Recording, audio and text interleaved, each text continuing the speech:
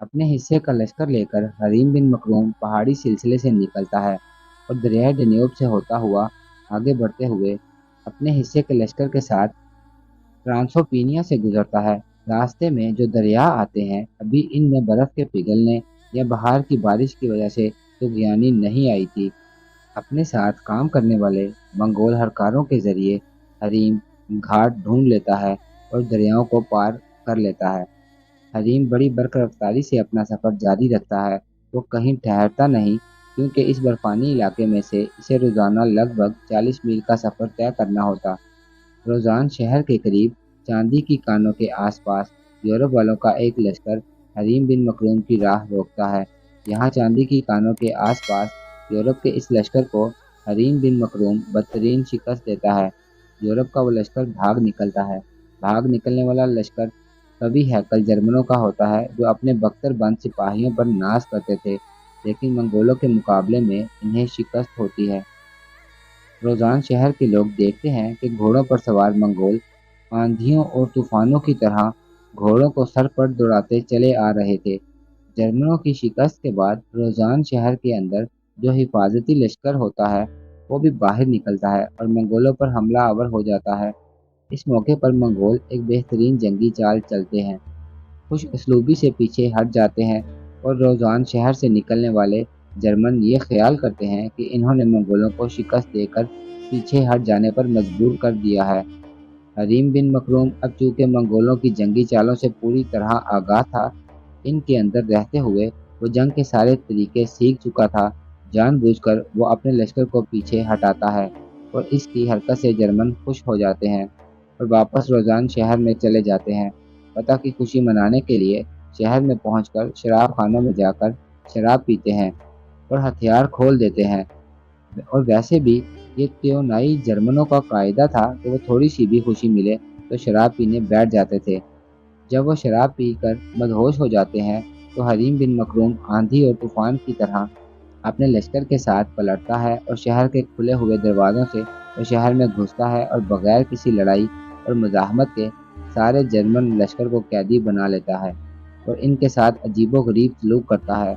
हरीम अपने लश्कर से अनगिनत कुल्हाड़ियों का एहतमाम करता है और जर्मनों को कुल्हाड़ियाँ देकर अपने लश्कर के आगे आगे रखता है, ताकि आगे जो जंगल आ रहा है, इसके लश्कर की पेशकदमी के लिए वो जंगल को काट काट कर रास्ता साफ करें। अब क्योंकि जर्मन रास्ता साफ करते चले जा रहे थे, लिहाजा हरीम बिन मखदूम के आगे बढ़ने की रफ्तार खासी तेज़ हो गई। यूं ये आगे बढ़ता चला जाता, यूरोप के लोग इसे देखते ही अपने शहरों के दरवाजे बंद कर लेते और शहर के लोग अपने शहरों की फसीलों पर चढ़कर मंगोलों की नकलो हरकत देखते, इसलिए कि वो मंगोलों की बर्बरियत और उनकी फतूहात के मुतल्लिक सुन चुके थे और इन्हें अजीबुल खलकत ख्याल किया जाता था। हरीम बिन मखदूम यूरोप के अंदरूनी हिस्से में बड़ी तेज़ी से सफ़र करता हुआ और अपने सामने आने वाले हर लश्कर को कुचलता और हर शहर को फतह करता हुआ दरियाए डन्यूब के किनारे पस्त के मुकाम पर जा पहुंचा। इस तरह हरीम बिन मखदूम मंगोल हरकारों की रहनुमाई में सबसे पहले पस्त पहुंचा था। कायदों ने चूंकि अपने लश्कर के साथ लंबा सफ़र काटा था, वो हरीम बिन मखदूम से चंद दिन बाद दरियाए डन्यूब के किनारे पस्त के मुकाम पर पहुंचने में कामयाब हुआ। मंगोलों के लश्कर का तीसरा हिस्सा, जिसकी कमानदारी उनके खाकान ओगदाई का बेटा कदान कर रहा था, वो भी पहाड़ों से कूच करता हुआ यूरोप में आगे बढ़ने लगा। इसने गलेशिया से गुजरते हुए जनूबी इलाकों का रुख किया। इसके ज़िम्मे ये काम लगाया गया था कि जनूबी बाजू को दुश्मनों से पाक करके लश्कर के दूसरे हिस्सों की तरह 17 मार्च तक दरियाए डन्यूब के किनारे पस्त के मुकाम पर पहुंच जाए। लश्कर का चौथा हिस्सा बातू खान, बरकई खान और सोबदाई की सरकर्दगी में रवाना हुआ था। इसमें लगभग 40,000 के करीब सवार थे। लश्कर के इस हिस्से के पास छोटी छोटी मंजनेकें भी थीं, जो किसी दिक्कत के बगैर पहियों वाले छकड़ों में बांधी जा सकती थी। पहाड़ों से उतरने के बाद बातू खान उन दर्रों तक आया जो आमतौर पर रूसी दरवाजे कहलाते थे। यहाँ इसने देखा कि हंगरी के एक सरहदी दस्ते ने दरख्त काटकर रास्ता रोक रखा था। मंगोल हरावल एक दर्रे पर कब्जा करने में कामयाब तो हो जाता है, लेकिन रास्ता साफ करने में इसे काफ़ी देर लग जाती है। इस दौरान अहले हंगरी मंगोलों पर हमला आवर होते हैं। لیکن منگولوں کا کمال ہے کہ درہ صاف کرتے کرتے بھی وہ حملہ آور ہنگریوں پر غالب رہتے ہیں، انہیں مار بھگاتے ہیں اور ان دروں سے گزر جاتے ہیں۔ ان کوہستانی دروں سے گزرنے کے بعد باتو خان کا لشکر ہنگری کے میدان میں 110 میل کی مسافت 3 روز میں طے کر لیتا ہے اور اپنے مقررہ وقت پر دریائے ڈنیوب کے کنارے پست کے مقام پر پہنچ جاتا ہے۔ اس طرح منگول لشکر کے چاروں حصے مقررہ وقت پر دریائے ڈنیوب کے کنارے پہلے سے تجویز کردہ مقام پر پہنچ جاتے ہیں۔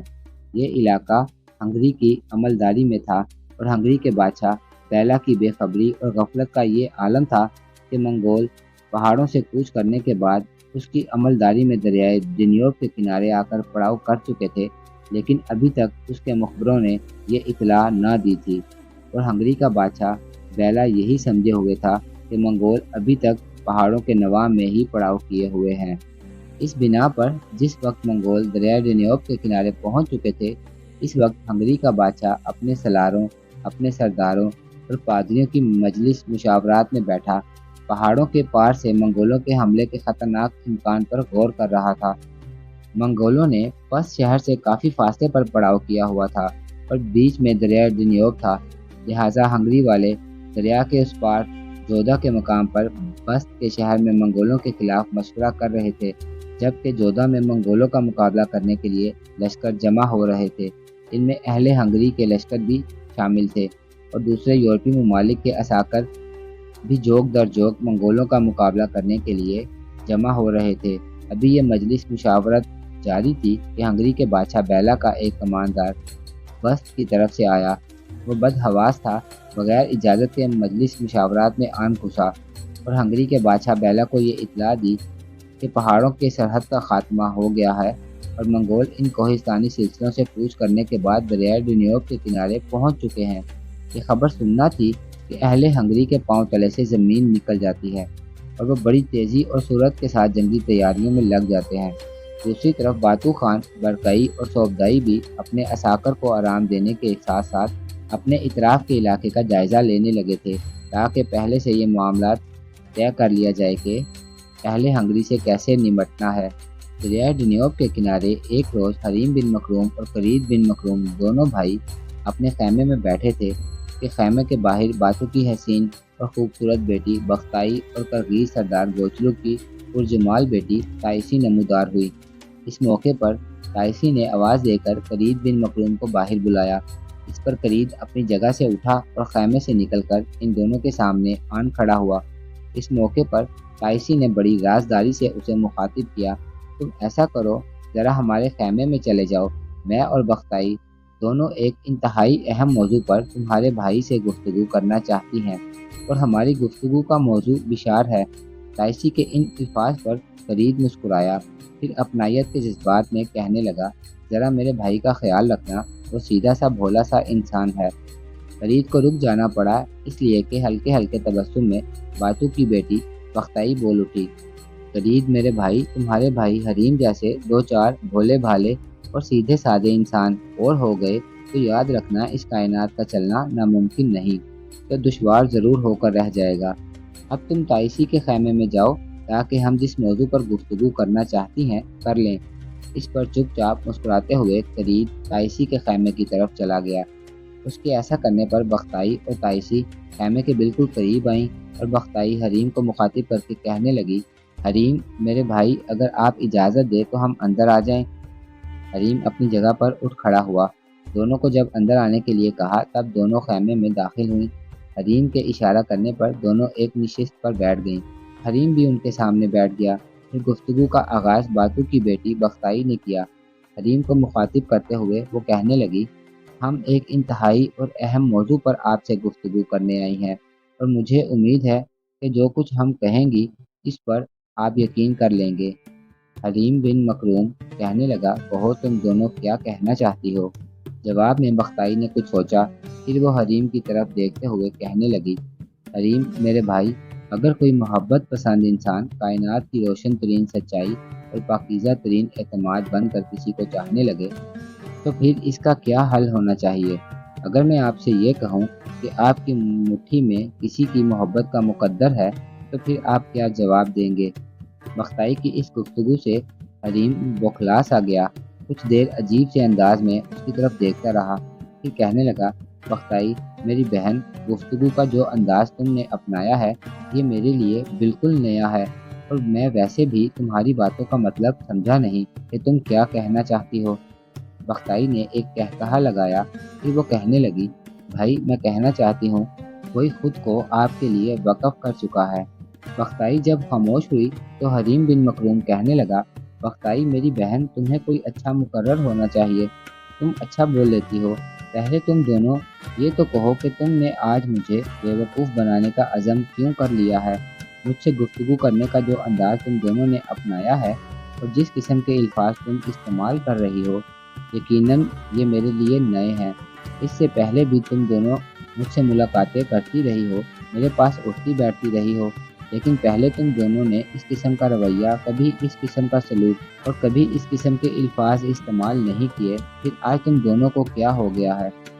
اس پر تائسی بولی اور حریم بن مکروم کو مخاطب کر کے کہنے لگی، بھائی ہم آپ کا احترام کرتی ہیں، آپ کو بے وقوف بنانے کے متعلق سوچ بھی نہیں سکتی۔ جس روز ہم نے ایسا کرنے کا عزم کیا، یوں جانے وہ دن ہماری زندگی کا آخری دن ہوگا۔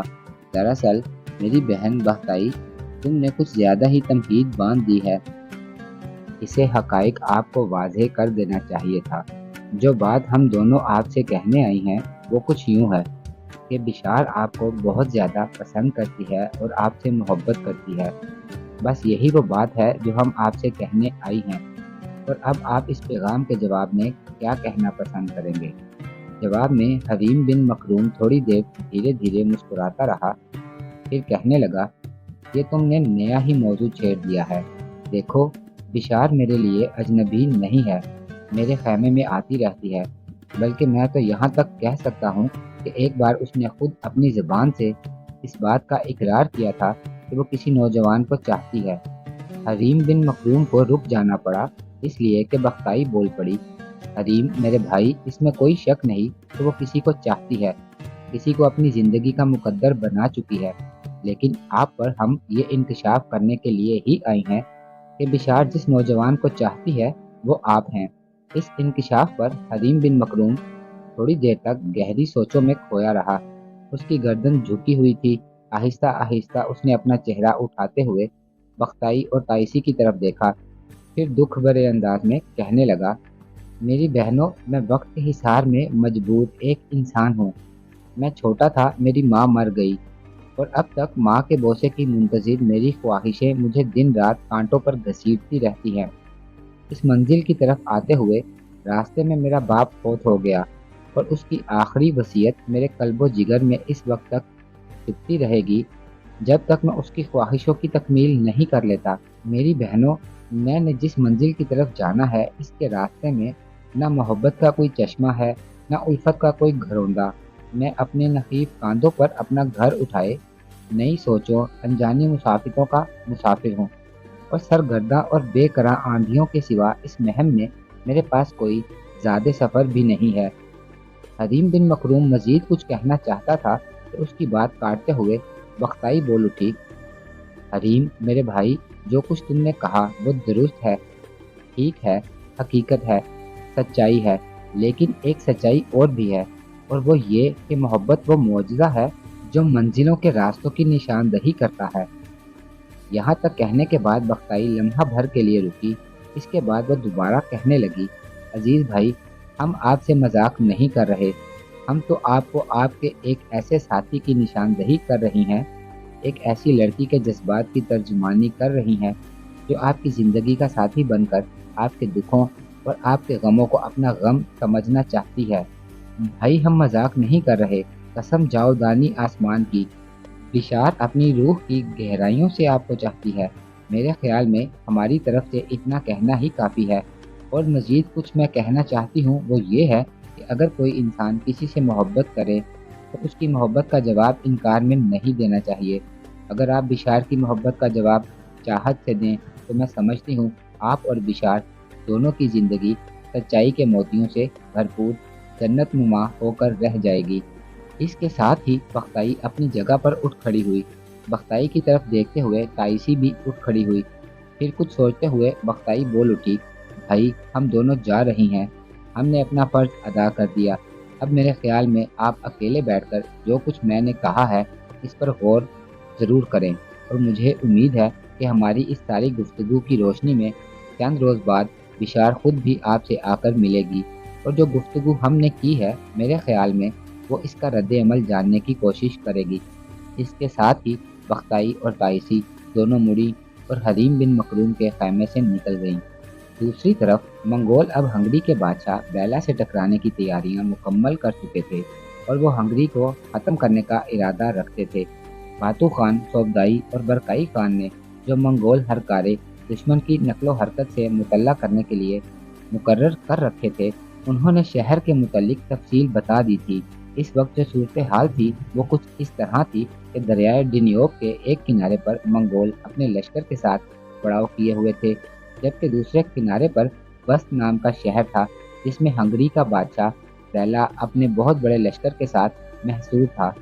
اور پھر ہنگری کے بادشاہ بیلا نے اپنے بھائی اور کچھ سلاروں کو یورپ کے مختلف علاقوں میں لشکر مہیا کرنے کے لیے روانہ کر رکھا تھا، تاکہ پوری قوت اور طاقت کے ساتھ منگولوں کا مقابلہ کر کے انہیں پسپا ہونے پر مجبور کیا جائے۔ منگولوں نے دیکھا بست شہر کی فصیل بڑی مضبوط اونچی تھی، دروازے بھی اس قدر مضبوط تھے کہ انہیں منگولوں کی چھوٹی چھوٹی منجنیکوں کے ذریعے توڑا نہ جا سکتا تھا۔ شہر کے استحکام کو دیکھتے ہوئے منگول محتاط ہو گئے تھے۔ وہ دریائے ڈینیوب کو پار کر کے بست کی طرف جانے کی کوشش نہیں کرتے، بلکہ جہاں انہوں نے پڑاؤ کر رکھا تھا اس کے ارد گرد کے علاقوں کا جائزہ لیتے ہیں، اور ان کی کوشش یہ ہوتی ہے کہ ہنگری کا بادشاہ بیلا خود دریائے ڈینیوب عبور کر کے ان پر حملہ آور ہو۔ دوسری جانب بیلا بھی بہت محتاط ہے۔ بس شہر کے دروازوں پر منگول حملہ آوروں کے اچانک نمودار ہونے سے وہ پریشان ہو چکا تھا۔ وہ فوراً یہ حکم جاری کرتا ہے کہ کوئی بھی ہنگری کا لشکر، ہنگری کا کوئی بھی سالار منگولوں پر حملہ کرنے کے لیے پہل نہ کرے جب تک کہ انہیں یورپ کے مختلف علاقوں سے کمک نہیں مل جاتی۔ اس طرح دن گزرنے لگتے ہیں۔ منگول بیکار اور نکارہ بیٹھنے والے تو نہ تھے۔ باتو خان اور صوبدائی نے جب دیکھا کہ ہنگری کا بادشاہ بیلا اپنے شہر بست سے نکل کر دریائے ڈینیوب پار کر کے ان پر حملہ آور نہیں ہونا چاہتا، تب اس نے لشکر کے چھوٹے چھوٹے حصے اپنے مختلف سلاروں کی سرکردگی میں دے دیے، اور انہیں یہ حکم بھی دیا کہ دریا کے دونوں کناروں پر پھیل جائیں، اور بست کے نواح میں جو چھوٹے چھوٹے قصبے اور شہر ہیں ان پر ضرب لگاتے ہوئے اپنے لیے خوراک اور گھوڑوں کے لیے چارے کا بندوبست کریں۔ یہ حکم ملتے ہی بہت سے منگول سلار اپنے اپنے لشکروں کے ساتھ دریائے ڈینیوب کے کنارے اپنی اور اپنے مویشیوں کی خوراک حاصل کرنے کے لیے پھیل گئے۔ لشکر کا جو حصہ حریم بن مکروم کی سرکردگی میں دیا گیا، اس کے ذمے بست شہر کے نواح میں ایک خاصے بڑے شہر پر حملہ آور ہونا تھا۔ اس شہر کا نام اگولین تھا، اور اس اگولین نام کے شہر کا حاکم اور حکمران ایک جنگجو اسکف تھا۔ اگولین چھوٹا شہر تھا، لیکن اس کے گرد فصیل کافی اونچی تھی۔ وہ محفوظ شہر تھا۔ حریم بن مکروم نے براہ راست اگولین کو اپنا ہدف نہیں بنایا۔ اگولین کے اطراف میں جو چھوٹے بڑے قصبے تھے ان پر حملہ کر کے اور خوراک کے وسیع ذخائر اس نے جمع کرنا شروع کر دیے تھے۔ اگولین حکمران اسکف کو جب منگولوں کی اس کارگزاری کی اطلاع ہوئی تو وہ بڑا سیخ پا ہوا۔ وہ ہنگری کے بادشاہ بیلا کا یہ حکم تھا کہ ہنگری کا کوئی بھی حاکم اور سالار اپنی پناہ گاہ سے نکل کر منگولوں پر اس وقت تک حملہ آور ہونے میں پہل نہ کرے جب تک وہ خود حکم نہیں دیتا۔ لیکن اس اسکف نے اپنے آپ کو نمایاں کرنے کے لیے منگولوں پر حملہ آور ہونے کی ٹھان لی۔ اس نے بیلا کے حکم کی تعمیل نہیں کی، لہٰذا وہ اپنے حصار سے نکلا اور حریم بن مکروم پر سینہ ارض پر چھائے سناٹوں میں چیختی مچلتی جھاگ اگلتی فضا کی طرح ٹوٹ پڑا۔ حریم بن مکروم جو منگولوں کے انداز جنگ میں پوری طرح سے ماہر ہو چکا تھا، اس نے صرف تھوڑی دیر کے لیے جوابی کارروائی کی۔ بے کراں بحر میں جوش مارتی سرکش موجوں اور بے سمتیوں کے دشت میں زہر پھیلاتی باغی موجوں کی طرح حملہ آور ہوا۔ پھر اس نے مخصوص اشارہ کیا، اور یہ اشارہ ملنا تھا کہ اس کے لشکری اس کی کمانداری میں میدان جنگ سے بھاگ کھڑے ہوئے۔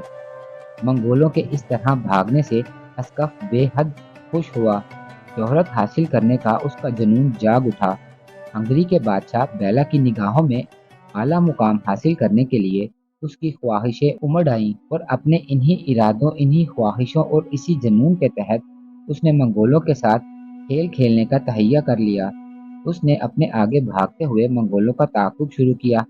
تھوڑا سا آگے جا کر دریائے ڈنیوب کے قریب جہاں دلدلی علاقہ تھا اور ارد گرد گھنا جنگل تھا، اچانک اسقف نے اپنے لشکر کو روک دیا۔ اسے ایسا لگا کہ کسی نے اس کے دماغ پر گہری ضرب لگائی ہو، اس لیے کہ اچانک ایک طرف سے حریم بن مکروم اپنے لشکر کے ساتھ بھڑکتی انتقامی آگ سے اٹھتے تیزی سے چھاتے سرخ دھوئیں کی طرح نمودار ہوا۔ اگولین کا اسقف اور اس کے لشکری اس صورتحال کو دیکھتے ہوئے دنگ رہ گئے۔ پھر ان کے اس منظر کو دیکھتے ہی دیکھتے حریم بن مکروم ان پر پوری طاقت سے حملہ آور ہو گیا۔ حریم کے حملوں میں حرب و ضرب کے اندوہناک خونی ہنگاموں جیسا زور تھا۔ اگولین کے اسقف کی حالت جہاں تھوڑی دیر پہلے منگولوں کا تعاقب کرتے ہوئے بہت پرجوش تھی، وہ اب بدتر ہونا شروع ہو گئی۔ وہ ایک عجیب و غریب کشمکش میں پھنس گیا تھا۔ اس کے پیچھے دلدلی علاقہ تھا، سامنے اور پہلوؤں سے حریم بن مکروم اس پر ضربیں لگا رہا تھا۔ آخر اگولین کو خوفناک شکست کا سامنا کرنا پڑا اور اس کے ساتھیوں کی اکثریت کو حریم بن مکروم نے موت کے گھاٹ اتار دیا۔ اور تاریخ نگار لکھتے ہیں کہ اگولین کا اسقف اپنے صرف 3 ساتھیوں کے ساتھ بچ کر واپس بھاگ جانے میں کامیاب ہوا اور وہ اپنے شہر اگولین میں واپس داخل ہو گیا۔